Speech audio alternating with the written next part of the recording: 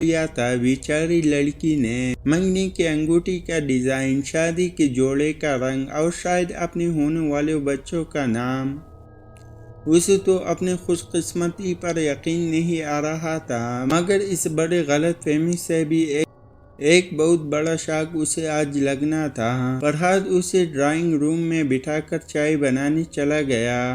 نورین نے تھوڑی دیر تو انتظار کیا، پھر کچھ رومانٹک ہو کر اس نے فرحاد کے ساتھ مل کر چائے بنانے کا ارادہ کر لیا۔ جس طرح ڈریگولا خوبصورت مسکراہٹ کے ساتھ اچانک نوکیلے لمبے دانت نمودار ہو جاتے ہیں۔ سرنج میں انجیکشن بھرتا فرحاد اتنا ہی اجنبی اور ڈراؤنا لگ رہا تھا۔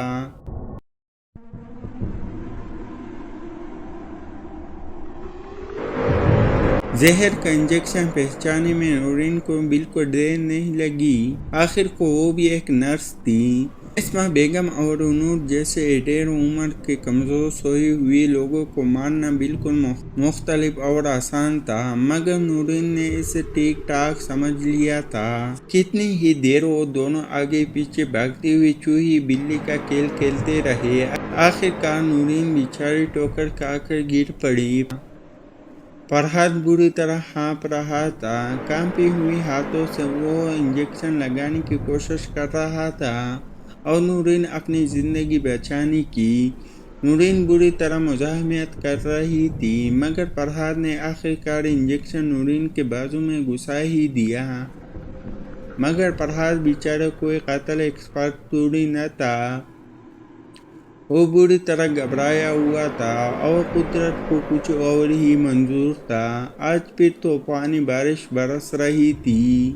فرحاد نے نورین کو بڑی مشکل سے گھسیٹ کر گاڑی میں ڈالا اور ڈرائیونگ سیٹ پر آ کر بیٹھ گیا۔ مسلسل ٹینشن سے فرحاد کی حالت تباہ ہو رہی تھی۔ اس کے اعصاب جواب دے چکے تھے۔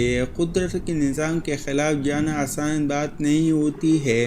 راستے میں پہلے سے سوچے ہوئے ایک ویران جگہ پر پڑے کچرے کے ڈھیر پر اس نے نورین کو دھکیل دیا اور دوبارہ گاڑی میں آ کر بیٹھ گیا۔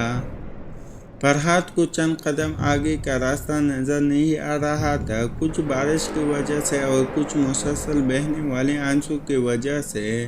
نورین کے ماں باپ بہت غریب تھے۔ ایک چھوٹے سے گاؤں سے ان کا تعلق تھا۔ نورین کے دو چھوٹے بہن بھائی گاؤں کے اسکول میں پڑھ رہے تھے اور وہ نرسنگ کا کورس کر کے ادھر نوکری کر رہی تھی اور اپنی پوری تنخواہ اپنے گھر والوں کو بھیج رہی تھی۔ اس کے گھر والوں کو اس سے بہت امیدیں تھیں اور اس کی بہت ضرورت تھی، اور اس وقت وہ کچرے کے ڈھیر پر بے صدا پڑی تھی۔ اس کے اوپر بارش برسے جا رہی تھی۔